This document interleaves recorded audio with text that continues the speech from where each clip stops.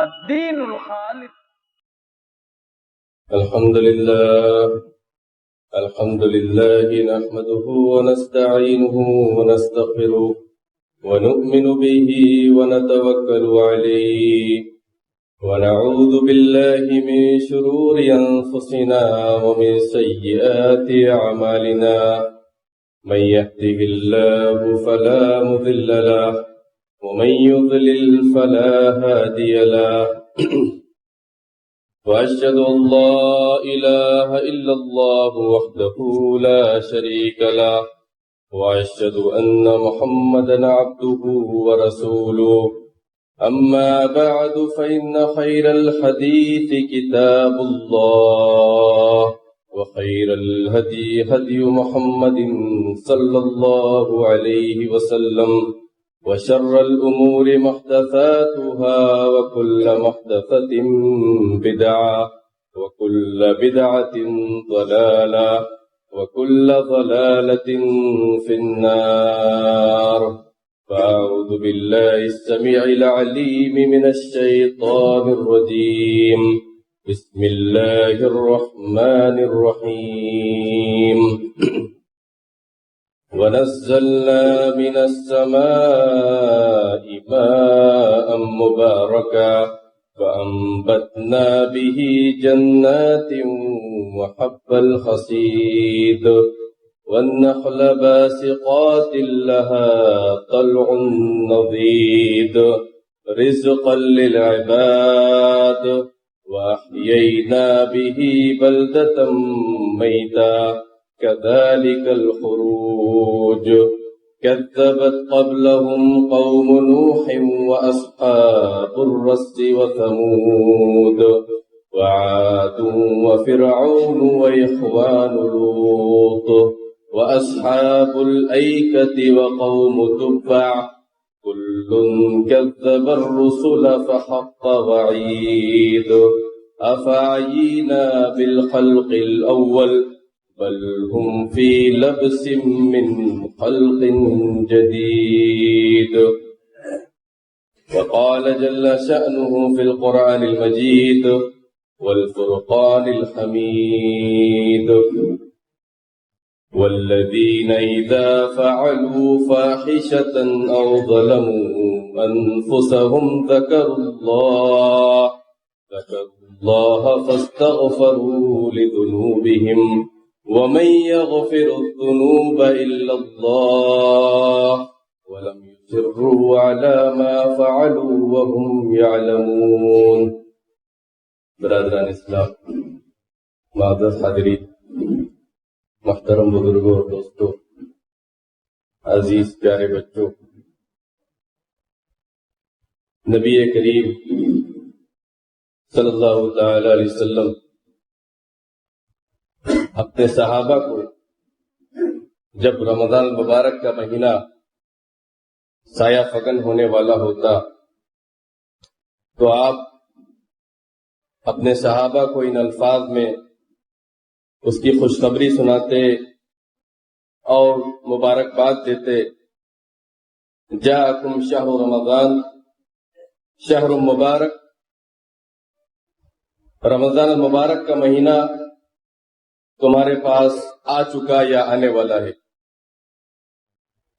یہ بہت ہی برکتوں والا مہینہ ہے، بہت ہی بابرکت مہینہ ہے. تفتح فیہ ابواب الجنہ وتغلق فیہ ابواب النار، جس میں جنت کے دروازے کھول دیے جاتے ہیں اور جہنم کے دروازے بند کر دیے جاتے ہیں. وتصفد فیہ الشیاطین ومردۃ الجن، اور جس میں سرکش شیاطین اور سرکش جنوں کو، جنات کو جکڑ بند کر دیا جاتا ہے، ان کو پابند سلاسل کر دیا جاتا ہے. فیہ لیلۃ خیر من الف شہر، جس میں ایک ایسی رات ہے لیلۃ القدر، قدر والی رات، جو 1000 مہینوں کی راتوں سے بہتر ہے. من حرم خیرہا فقد حرم، اور جو اس رات کی خیر و برکت سے اور اس ماہ مبارک کے فیوض و برکات سے، اس کی عظمت سے، اس کے خیر سے جو محروم رہ گیا، صحیح معنوں میں وہی محروم ہے، وہی سب سے بڑا بدبخت اور بد نصیب ہے جو اس مہینے کو پا لینے کے بعد اپنا شمار اللہ رب العالمین کے مومن بندوں، متقی بندوں میں نہ کروا سکے۔ جو اپنے آپ کو متقین اعظام کی صفوں میں شامل نہ کروا سکے، حقیقت میں وہی محروم ہے۔ تو میرے بھائیوں، رمضان المبارک کا مہینہ آنے سے پہلے ہم پر اور آپ پر یہ فریضہ عائد ہوتا ہے، اور یہ زندگی کے آخری سانس تک یہ فریضہ عائد ہوتا ہے۔ اللہ نے فرمایا وَاعْبُدْ رَبَّكَ حَتَّى يَأْتِيَكَ الْيَقِينُ، اللہ رب العالمین کی عبادت، اس کی رضا اور اس کی خوشنودی کے لیے، اس کو خوش کرنے کے لیے، اخلاص کے ساتھ، حسن نیت کے ساتھ، نیت کی اصلاح کرتے ہوئے اللہ رب العالمین کی عبادت کا حقہ بجا لانا چاہیے، سال کے دیگر ایام میں بھی اور خصوصاً اس ماہ مبارک میں بھی۔ فرماتے ہیں نبی کریم صلی اللہ تعالی علیہ وسلم ان اللہ لا يقبل عملا، اللہ رب العالمین وہ عمل ہرگز قبول نہیں کرتے ہیں جو اللہ رب العالمین کے لیے خالص طور پر انجام نہ دیا جائے، جس میں اللہ رب العالمین کے ساتھ اخلاص کو بروئے کار نہ لایا جائے، ان عمل کو اللہ رب العالمین قبول نہیں فرماتے ہیں۔ وَمَبْتُغِيَ بِهِ وَجْهُهُ، اور جس سے اللہ رب العالمین کی خوشنودی مقصود نہ ہو، جس کام سے اللہ کو خوش کرنا مقصود نہ ہو، وہ عمل، وہ کام اللہ رب العالمین ہرگز قبول نہیں فرماتے ہیں۔ فرماتے ہیں نبی کریم صلی اللہ تعالی علیہ وسلم انما الاعمال كالبعاء اذا تاب اسفله تاب اعلى واذا فسد اسفله فسد اعلى، کہا کہ اعمال یہ برتن کے مانند ہے، مثال دے کر آپ نے سمجھایا، اعمال یہ برتنوں کے مانند ہے، ان کی مثال برتنوں کی مثال کی طرح ہے۔ برتن کے نچلے حصے پر آپ اچھی چیز اور عمدہ کھانے پکانے کو رکھیں گے، عمدہ پکوان کو اس پر اگر آپ رکھیں گے تو اس کے اوپری سطح پر اچھی چیزیں نظر آئیں گی، عمدہ چیزیں آپ کو نظر آئیں گی۔ یعنی جو اپنے نیتوں کی اصلاح نہ کرے، جو اپنے نیت میں اخلاص نہ پیدا کرے، جو اللہ رب العالمین کی رضا اور اس کی خوشنودی کو تلاش نہ کرے، اس کی جستجو اور طلب میں نہ ہو، تو فرمایا کہ وَإِذَا فَسَدَ أَسْفَلُهُ فَسَدَ أَعْلَى، تو بالکل اسی طرح ہے وہ کہ برتن میں اگر آپ گندی اور بری چیز کو رکھ دیں، جو پاکیزہ چیزیں نہ ہوں اس کے نچلے حصے میں، تو اس کے اوپری سطح پر آپ کو وہی چیزیں نظر آئیں گی۔ یعنی جس کی نیت کے اندر کھوٹ ہو، اخلاص نہ ہو، اس نے نیت کا اس کے اندر ارادہ نہ ہو، اللہ رب العالمین کی رضا اور اس کی خوشنودی مقصود اور مطلوب نہ ہو، اور اس کی جستجو اور اس کی طلب میں وہ نہ ہو، تو وہ زندگی میں آخری سانس تک کبھی بھی اچھے کام نہیں کر سکتا ہے، وہ ہمیشہ برے کام ہی کرتا رہے گا، اور اللہ رب العالمین ایسے لوگوں سے اچھا کام کبھی نہیں لے سکتے۔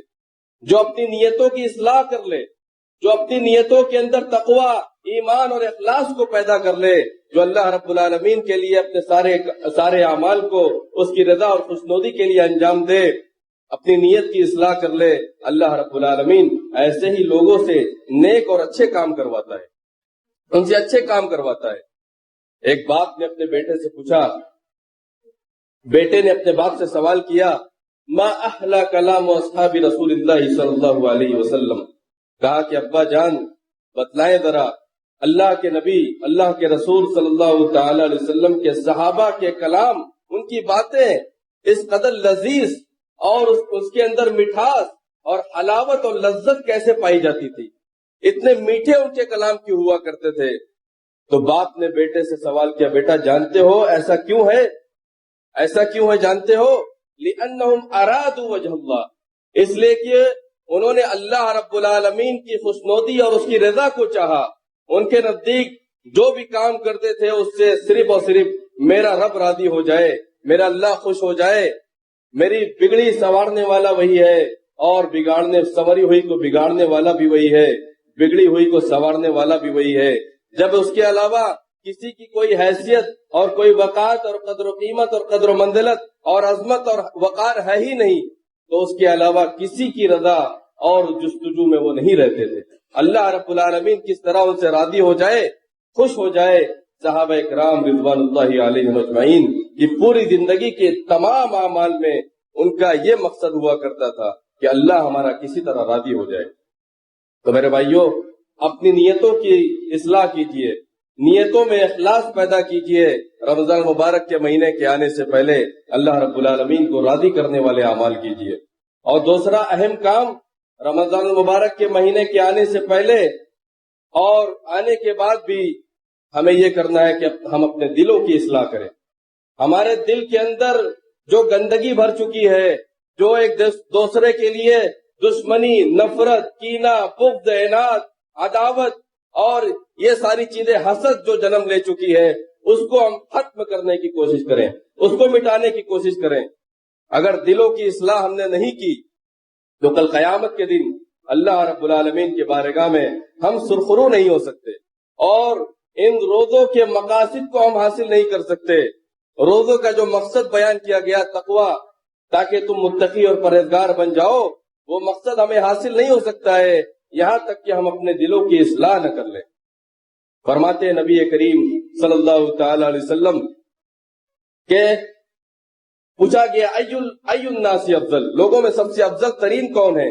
کہا کہ کل محموم القلب و صدوق اللسان، کہ ہر محموم القلب اور سچی زبان والا۔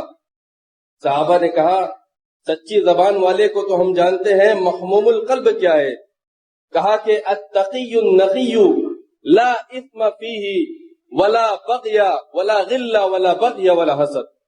کہا کہ ایسا گناہوں سے پاک و صاف، متقی اور پرہیزگار، تقوی شعار اور صفائی اور پاکیزگی والا دل، جس کے اندر گناہوں کے جذبات نہ ہو، جس کے اندر کسی کے لیے دھوکہ دھڑی نہ ہو، جس کے اندر ظلم و زیادتی نہ ہو ایک دوسرے کے لیے، اور جس دل کے اندر حسد، کینہ، کپٹ، دشمنی، نفرت اور عداوت نہ ہو، ویسا دل اور ان دلوں کے مالک کو اللہ رب العالمین اپنا محبوب بندہ بنا لیا کرتے ہیں۔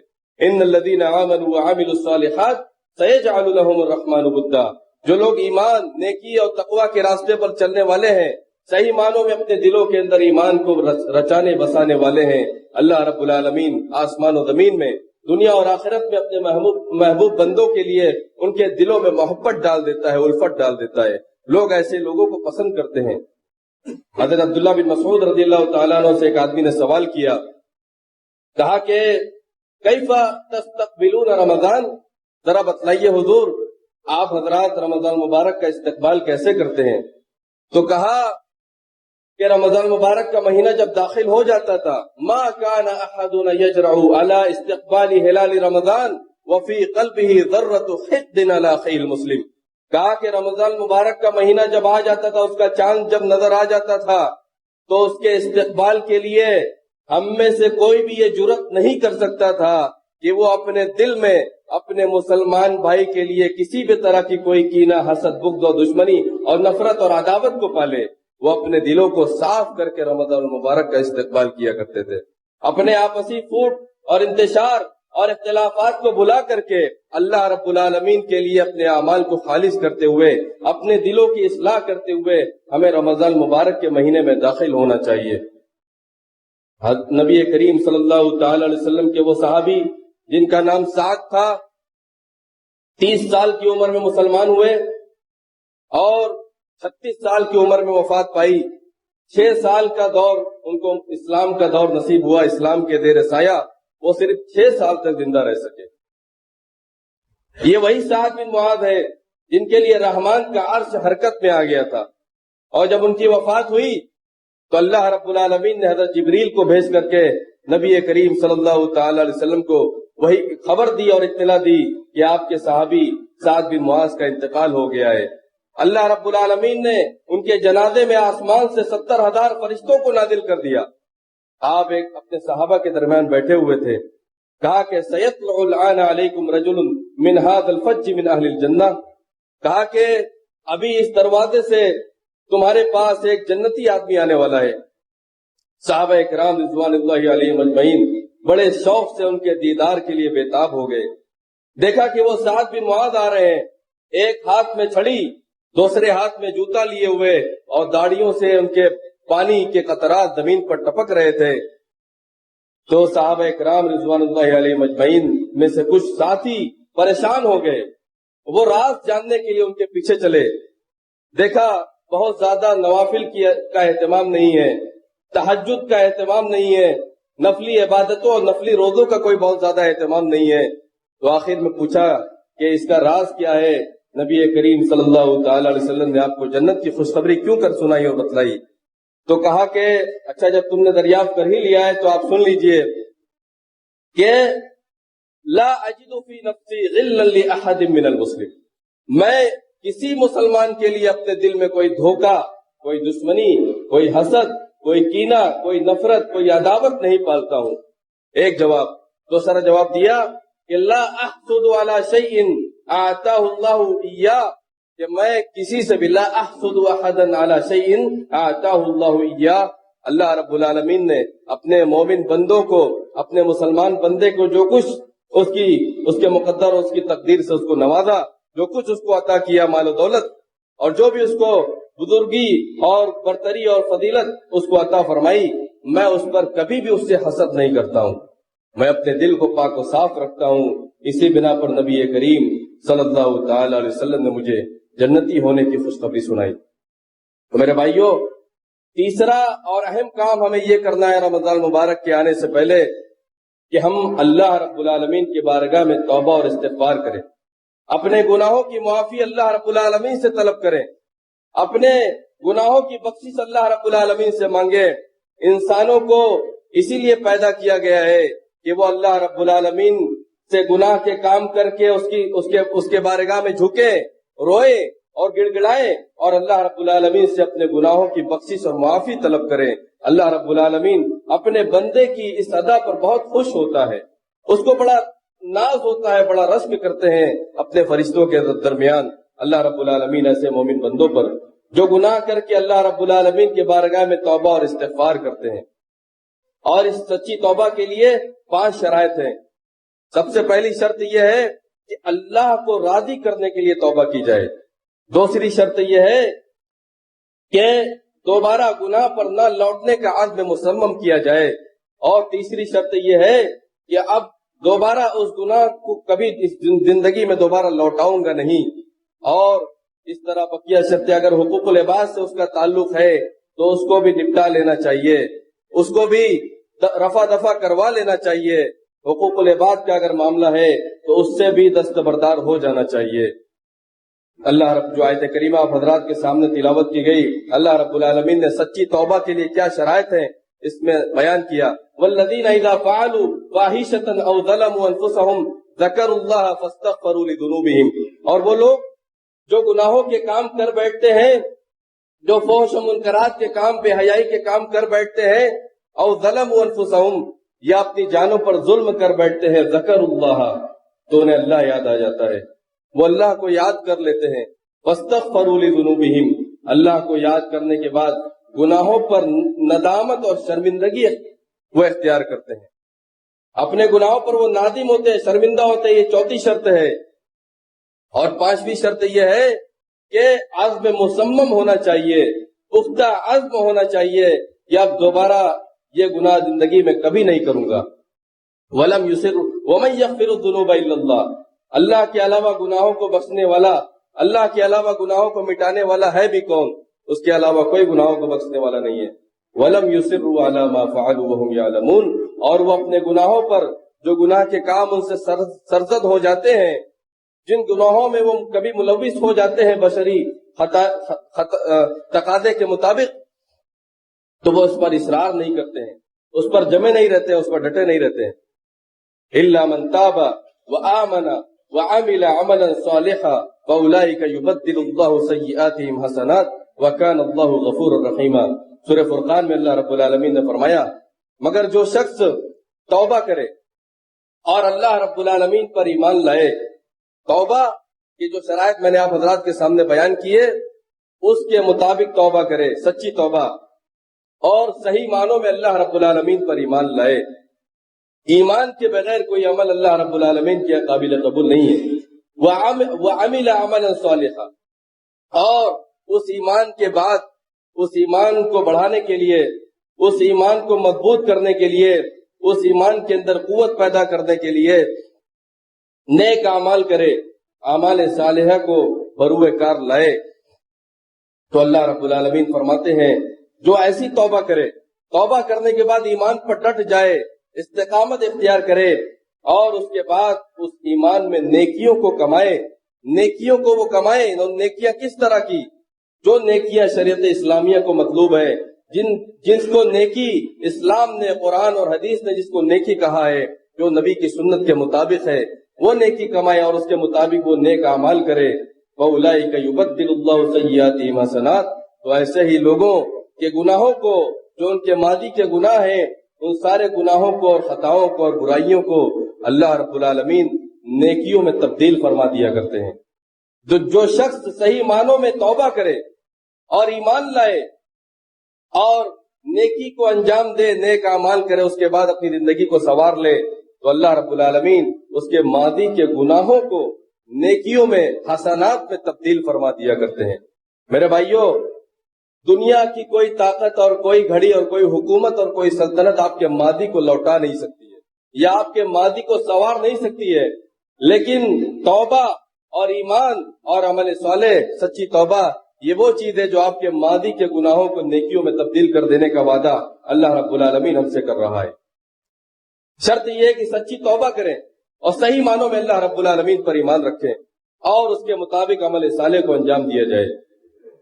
میرے بھائیوں، نبی کریم صلی اللہ تعالی علیہ وسلم مشہور حدیث کے اندر ارشاد فرماتے ہیں، جب بندے سے کوئی گناہ ہو جائے تو 2 رکعت نماز پڑھے. اس کے دل میں اگر صحیح معنوں میں ایمان ہے، سچی توبہ وہ کرنا چاہتا ہے، تو 2 رکعتیں نماز پڑھ کر کے اللہ رب العالمین سے سچی توبہ کرتا ہے اور اللہ رب العالمین سے کہتا ہے رب اغفر لی، پروردگار عالم تو مجھے معاف کر دے، مجھے بخش دے دے.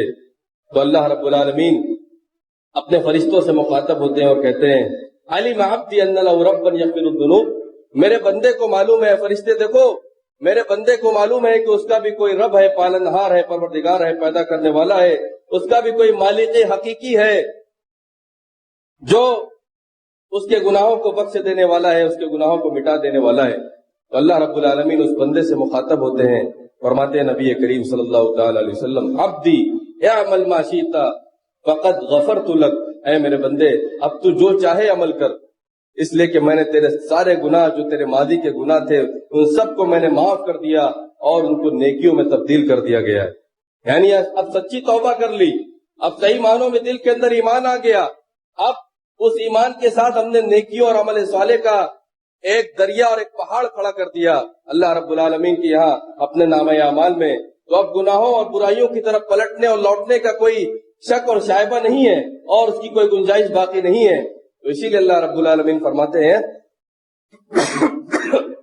عبدی اعمل ما شئت فقد غفرت لک، اے میرے بندے اب تو اس تقاضے کے مطابق اگر زندگی گزارنا چاہتا ہے تو جو چاہے سو عمل کر لے. یعنی شریعت اسلامیہ کے مطابق عمل کر، تیرے ماضی کے جو سابقہ گناہ ہے ان گناہوں کو میں نے معاف کر دیا اور تیری برائیوں کو میں نے نیکیوں اور حسنات میں تبدیل کر دیا. میرے بھائیوں، چوتھا کام ہمیں یہ کرنا ہے کہ ہمیں قرآن کی تلاوت کرنی ہے. قرآن کی تلاوت نبی کریم صلی اللہ تعالی علیہ وسلم فرماتے ہیں کہ ان الصوم والقرآن یشفعان للعبد یوم القیامہ، قرآن اور یہ روزہ قیامت کے دن اپنے پڑھنے والے اور روزہ رکھنے والے کے حق میں، روزہ اور یہ قرآن یہ اللہ رب العالمین کی بارگاہ میں شفاعت کریں گے، سفارش کریں گے. قرآن کہے گا پروردگار میں نے اس کو رات میں سونے سے منع کیا، روزہ کہے گا پروردگار میں نے اس کو کھانے پینے اور بیوی کے پاس جانے سے منع کیا. تو دونوں کہیں گے فشفعنی فی، میری شفاعت قبول کر لیجئے. فرماتے ہیں نبی کریم صلی اللہ تعالی علیہ وسلم فیشفعانی، تو ان دونوں کی سفارش اور شفاعت کو اللہ رب العالمین کے بارگاہ میں قبول کیا جائے گا. تو میرے بھائیوں، رمضان مبارک کے مہینے کے آنے سے پہلے ہمیں اپنی زبان کی حفاظت کرنی چاہیے. زبان کی حفاظت اگر نہیں کرے گا کوئی، فرماتے ہیں نبی کریم صلی اللہ تعالی علیہ وسلم من لم يدع قول الزور والعمل به والجهل فليس لله حاجة في ان يدع طعامه وشرابه، جو جھوٹ بات پر عمل کرنا نہ چھوڑے اور جھوٹی بات بیان کرنا نہ چھوڑے، جھوٹ کو نہ چھوڑے، جھوٹ بولنا ترک نہ کرے اور اس پر عمل کرنا نہ چھوڑے، اور جہالت کی باتوں کو نہ چھوڑے روزے کی حالت میں، وَلَيْسَ لِلَّهِ حَاجَةٌ فِي أَن يَدَعَ طَعَامَهُ وَشَرَابَهُ، تو ایسے روزے رکھنے والوں کے روزے اللہ رب العالمین کے یہاں کوئی قابل قبول نہیں ہے۔ اللہ رب العالمین کو اس کی کوئی ضرورت نہیں ہے کہ وہ اپنے کھانے پینے کو چھوڑ رہا ہے، اس کے روزے سے اللہ رب العالمین کو کوئی سروکار نہیں ہے۔ میرے بھائیوں، نبی کریم صلی اللہ تعالی علیہ وسلم فرماتے ہیں فَإِن سَابَّهُ أَحَدٌ أَوْ قَاتَلَهُ فَلْيَقُلْ إِنِّي صَائِمٌ، اگر کوئی اس کو گالی دے یا اس سے لڑائی جھگڑا کرے تو وہ یہ کہہ دے کہ میں روزے سے ہوں۔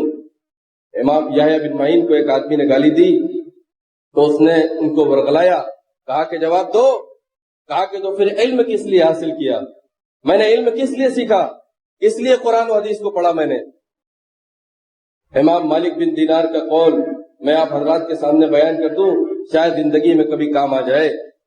کہا کہ اذا وجدت وهنا في بدنك ونقصا في رزقك وقساوة في قلبك فاعلم انك تكلمت فيما لا يعنيك، زبان کی حفاظت نہ کرنے سے روزوں کے مقصد حاصل نہیں ہو سکتے ہیں۔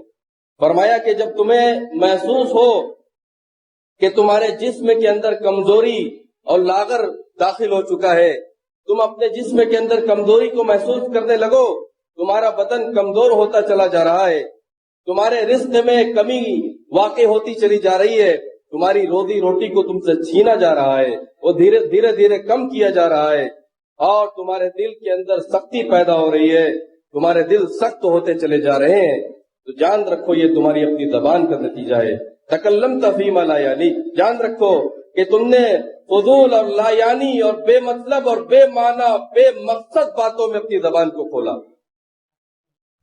انسان و جنات کی پیدائش کا مقصد بے مقصد نہیں ہے، اس کا مقصد بے مقصد نہیں ہے، بے معنی نہیں ہے۔ اللہ رب العالمین کی بنائی ہوئی کوئی چیز یہ بے مقصد اور بے معنی نہیں بلکہ با مقصد اور با معنی ہوا کرتی ہے۔ تو اللہ رب العالمین نے جو چیز بنایا اس کا کوئی نہ کوئی مقصد ہے۔ انسانوں کی پیدائش کا مقصد بھی اللہ رب العالمین کی عبادت ہے۔ زبان اللہ نے دی تو زبان کو کھولنا اسی چیزوں میں ہے جس میں اللہ نے کھولنے کا، رسول نے کھولنے کا حکم دیا۔ زبان کو بند کرنا ان معاملات میں اور ان چیزوں میں جہاں پر اللہ اور اس کے رسول نے منع کر دیا اور روک دیا، وہاں ہمیں زبان نہیں کھولنی ہے۔ وَهَلْ يَكُبُّ النَّارَ إِلَّا حَصَائِدُ أَلْسِنَتِكُمْ، تمہیں جہنم میں تمہارے زبان کے کرتوت اور تمہاری ٹیڑھی زبان اور گندی زبان کے علاوہ تمہیں کوئی چیز جہنم میں سب سے زیادہ دھکیلنے والی نہیں ہے۔ میرے بھائیوں، فرماتے ہیں صحابی جلیل، ایک صحابی کا قول ہے فَلْيَصُمْ سَمْعُكَ وَبَصَرُكَ وَلِسَانُكَ، تمہارے آنکھ بھی روزے رکھیں، تمہارے کان بھی روزے رکھیں اور تمہاری زبان بھی روزہ رکھیں۔ روزے دار کی دعا اللہ رب العالمین کی یہاں مستجاب الدعوہ ہے۔ روزے دار کی دعا اللہ رب العالمین کی یہاں شرف قبولیت حاصل کرتی ہے۔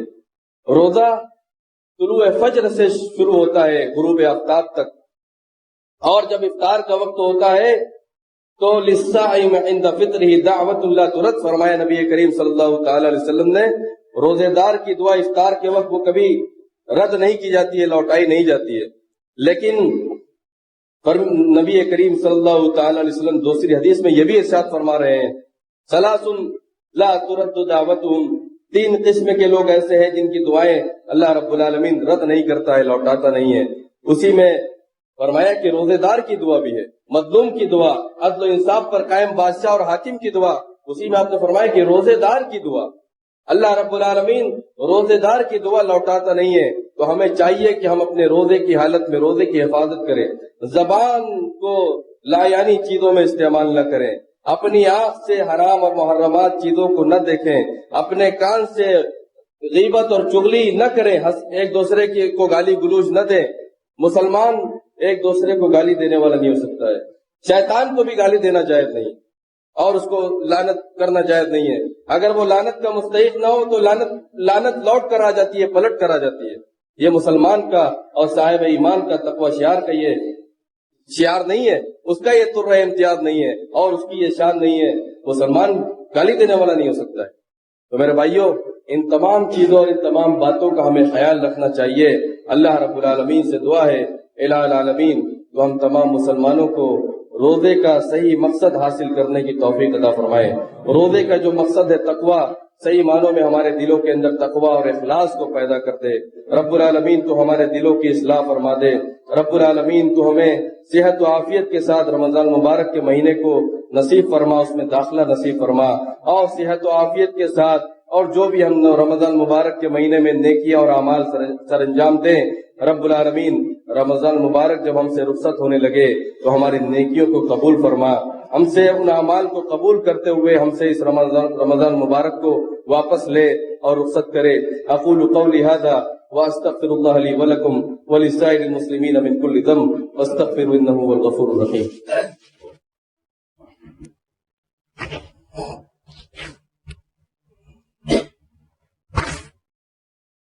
الحمد لله نحمده ونستعينه ونستغفره ونؤمن به ونتوكل عليه ونعوذ بالله من شرور أنفسنا ومن سيئات أعمالنا.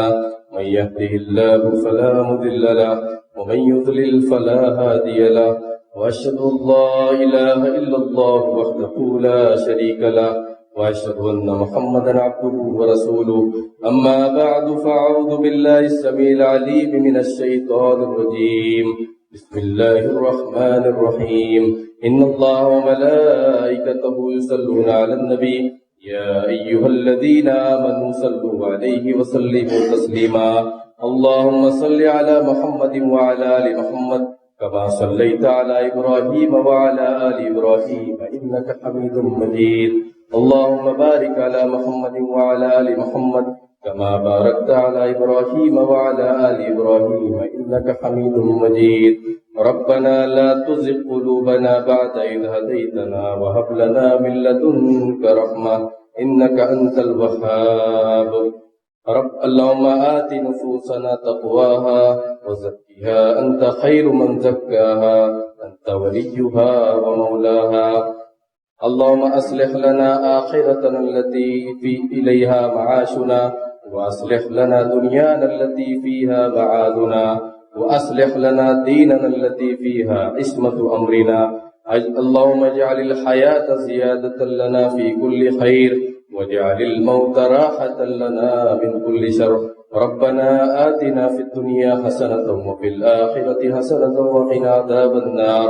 عباد الله رحمكم الله، إن الله يأمر بالعدل والإحسان وإيتاء ذي القربى وينهى عن الفحشاء والمنكر والبغي يعظكم لعلكم تذكرون.